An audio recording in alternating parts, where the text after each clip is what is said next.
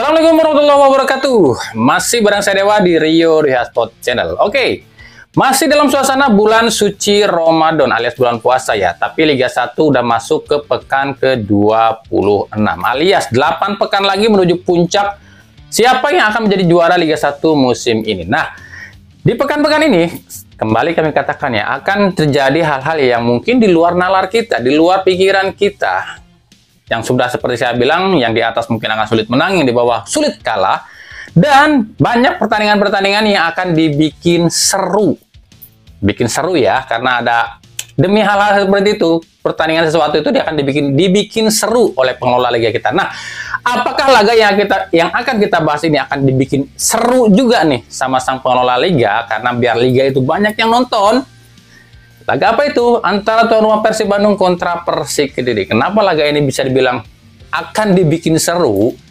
Karena ya salah satunya adalah Persik Kediri ini tuh rekornya cukup apik ya kalau bermain di kandangnya Persib Bandung dalam 2 musim terakhir. Nah, itu baru satu. Apalagi sih ada rekor dan fakta apa sih sebelum laga kali ini antara Persib Bandung lawan Persik Kediri? Nah, semua itu akan kita coba bahas dan bedah dalam jelang laga antara Persib Bandung kontra Persik Kediri. Tapi seperti biasa sebelum kita bedah apa yang akan terjadi dan bagaimana persiapan kedua tim ini, saya tetap mendukungnya untuk channel ini agar terus berkembang dan bisa memberikan berita-berita informatif yang tentunya semoga saja bermanfaat untuk kita semua. Caranya masih sama, cukup dengan klik subscribe. Bagi yang belum subscribe, aktifkan juga notifikasi loncengnya, like, share, dan juga komen. Dan inilah beberapa hal yang mungkin akan dipersiapkan, yang mungkin akan jadi kontroversi dalam jelang laga antara Persib Bandung kontra Persik Kediri di pekan ke-26.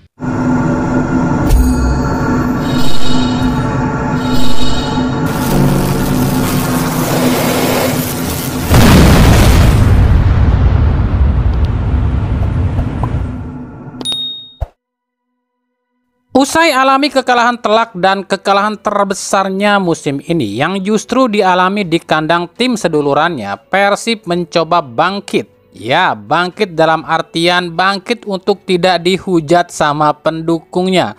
Sebab kekalahan di Surabaya itu terasa sangat aneh yang membuat Bobotoh curiga ada apa sebenarnya.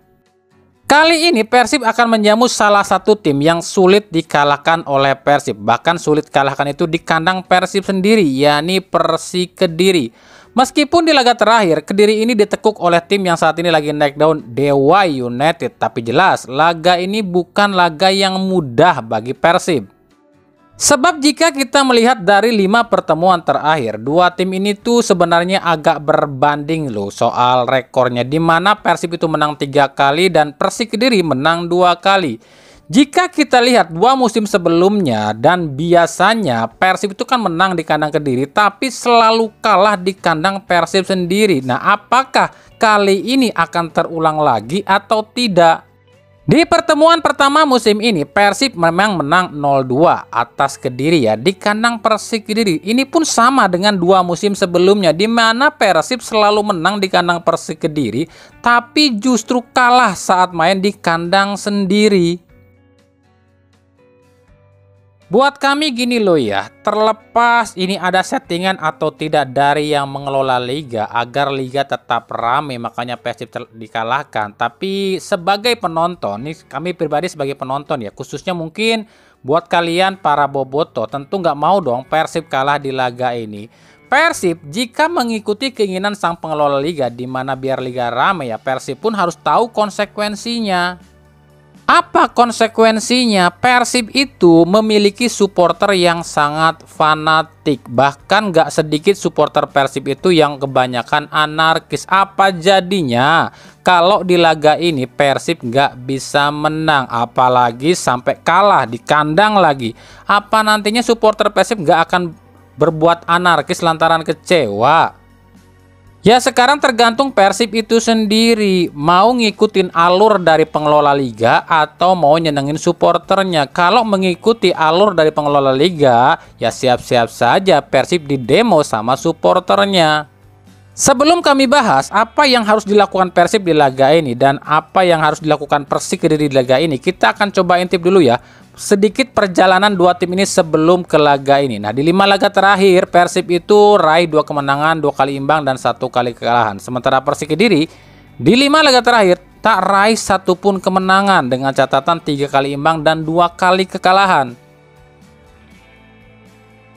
Kalau dibilang soal tekanan, jelas Persib lebih tertekan di laga ini sebab jarak yang makin dekat nih dengan yang di bawahnya membuat Persib ini harus dan wajib amankan 3 poin di laga ini. Apalagi tekanan dari Boboto karena Boboto ini sangat kecewa dengan permainan Persib di laga terakhir. Ditambah Persik Kediri datang ke Bandung ini tanpa beban sebab mereka cuma raih 1 poin pun di laga ini. Ini sudah cukup. Cukup apa? Cukup membuat mereka aman, dapatkan 35 poin dan itu poin paling aman dari zona degradasi.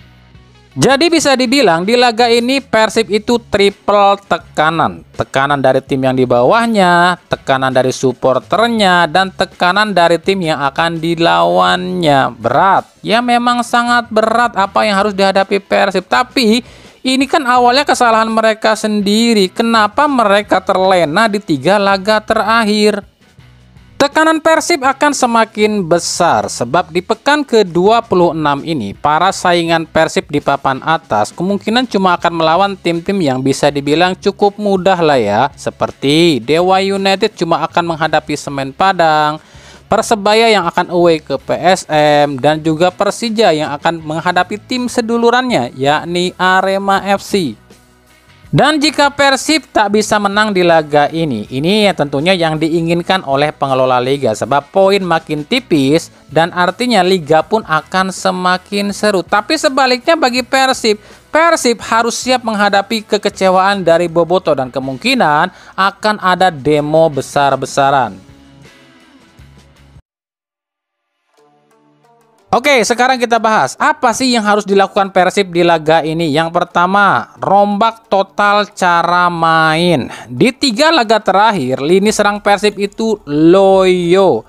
Ciro gak kelihatan sama sekali loh ya. DDS gak dapat bola. Tyron Delpino mati. Lalu lini pertahanan pun amburadul, terutama sisi kiri dan kanan pertahanan Persib. Ini udah pernah kami bahas di awal liga loh ya. Dan sering banget kami bahas ketika kami membahas soal Persib. Jika kami bilang, sisi kiri dan kanan pertahanan Persib ini adalah biang utama kelemahan di lini pertahanan Persib. Tapi ini pun gak pernah dibenahi oleh Boyan Hodak. Sisi kiri pertahanan Persib yang diisi Edo Febriansa. Edo ini terlalu sering naik, tapi nggak bisa ditutupi oleh Siro ya ketika Edo naik. Kemudian sisi kanan yang ditempati Kakang. Kakang ini nggak punya kecepatan dan selalu bisa dibombardir oleh sayap-sayap cepat lawan. Akhirnya apa? Dengan kelemahan sisi kiri dan kanan pertahanan Persib, meskipun duet Nick Wipers dan Gustavo Franca ini dijuluki duet terbaik saat ini, tapi jika tanpa didukung oleh sisi kiri dan kanan pertahanan yang bagus, ya tetap ambruk juga. Lalu lini tengah nih, kalau kami pribadi menilai Adam Alis saat ini jadi satu-satunya gelandang terbaik yang dimiliki Persib. Bahkan kalau kami nilai peran dari Adam Alis ini jauh lebih bagus dibandingkan McLock. Contohnya ketika lawan Persebaya, 3 gol yang bersarang ke gawangnya Seva Sanggasi terlepas dari kesalahan Seva Sanggasi juga, tapi ini terjadi usai Adam Alis ditarik loh ya. Karena faktanya ketika Adam Alis ditarik, Edo maupun Kakang itu nggak ada yang membackup. Sementara selama babak pertama itu kekosongan Edo dan Kakang Rudianto ini semuanya yang melapisi adalah Adam Alis. Adam Alis itu yang paling capek, naik turun kiri kanan bantu pertahanan.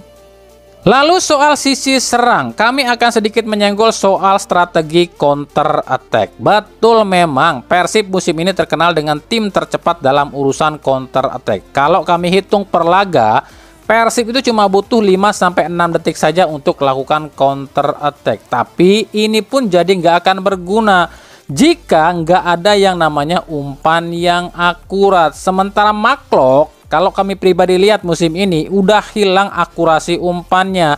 Praktis Persib itu cuma mengandalkan umpan dari Adam Alis ataupun dari Tyron Delpino. Lalu soal Ciro Alves, di 5 laga terakhir Ciro ini tuh terlihatan kurang berkembang ya. Hal ini tuh lantaran Ciro ini tuh selalu diplot di kiri atau di kanan. Padahal faktanya ya, Shiro ini tuh akan lebih berbahaya kalau dibiarkan free roll alias bebas bergerak ya.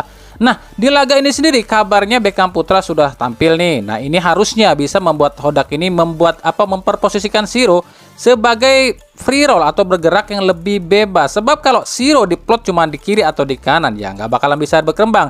Dan artinya DDS pun nggak akan dapat umpan. Maaf lo ya, bukannya kami ini sok lebih hebat daripada Hodak.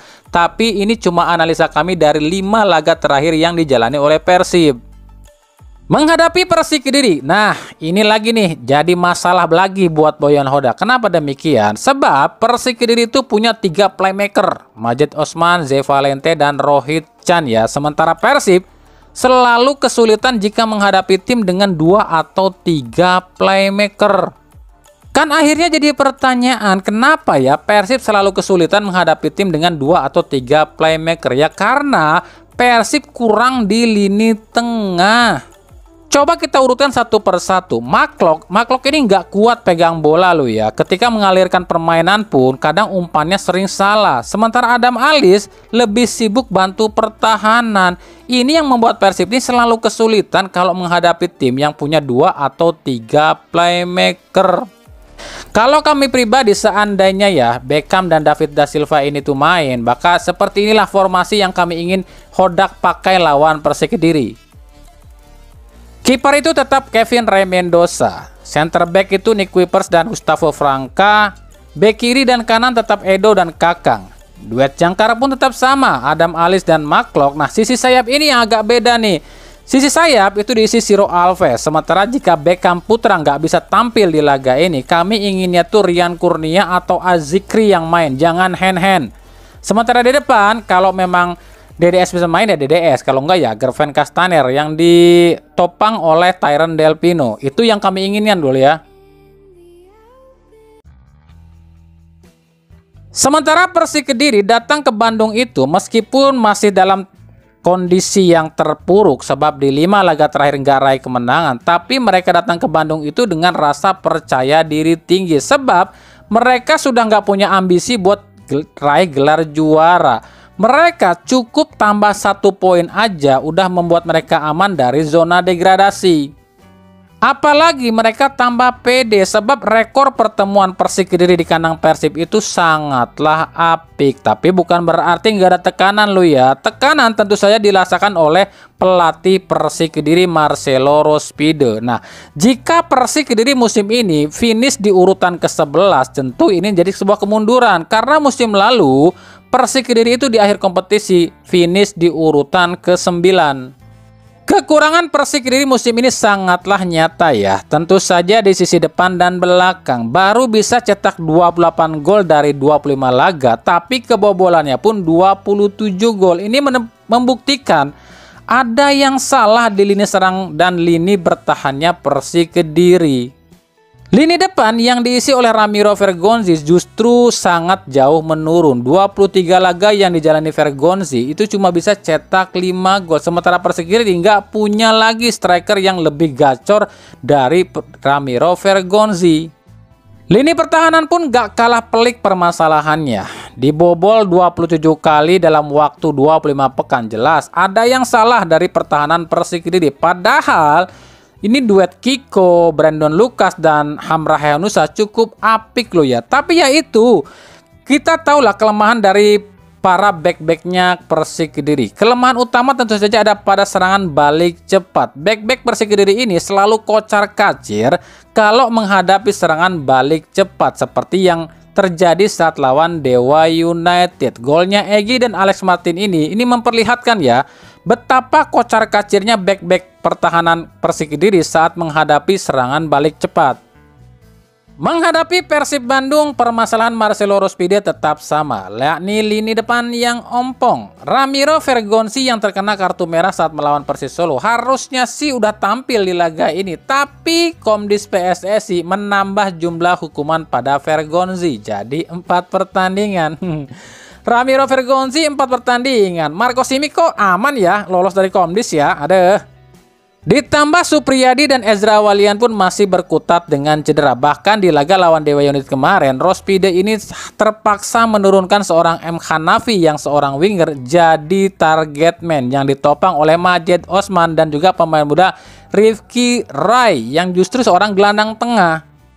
Jadi dengan segala kekurangan ini kami rasa 1 poin pun cukup bagus ya. Meskipun Marcelo Rospide tetap menargetkan 3 poin katanya di laga ini.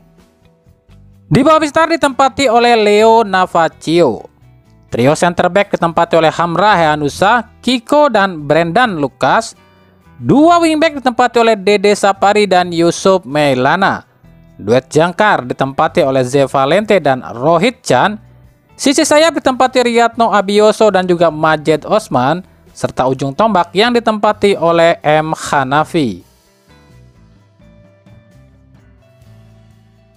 Laga Persib Bandung kontra Persik Kediri ini rencananya akan disiarkan secara langsung di Indosiar Rabu 5 Maret 2025 mulai pukul 20.30 waktu Indonesia Barat atau setengah 9 malam ya dari Stadion GBLA. Oke, itu sedikit ya yang coba kita bahas kisi-kisi sebelum laga antara Persib Bandung kontra Persik Kediri di pekan ke-26. Bagaimana jalannya laga kali ini? Kita coba akan dibahas usai pertandingan ini di fakta di balik laga ya. Makanya ya ikuti terus berita seputar sepak bola khususnya Liga Indonesia dan pernak-perniknya hanya di Rio Riyad Sport. Terima kasih yang udah menyaksikan video ini dan mengunjungi channel ini. Kritik dan saran selalu komentarkan di kolom komentar atau di media-media sosial kami yang ada di bawah ini. Oke, tetap semangat, tetap sehat, tetap semoga lancar terus puasanya dan bisa mencapai apa yang kita ingin. Semoga amal ibadah puasa kita di bulan suci Ramadan ini dapat diterima Allah Subhanahu wa taala. Assalamualaikum warahmatullahi wabarakatuh.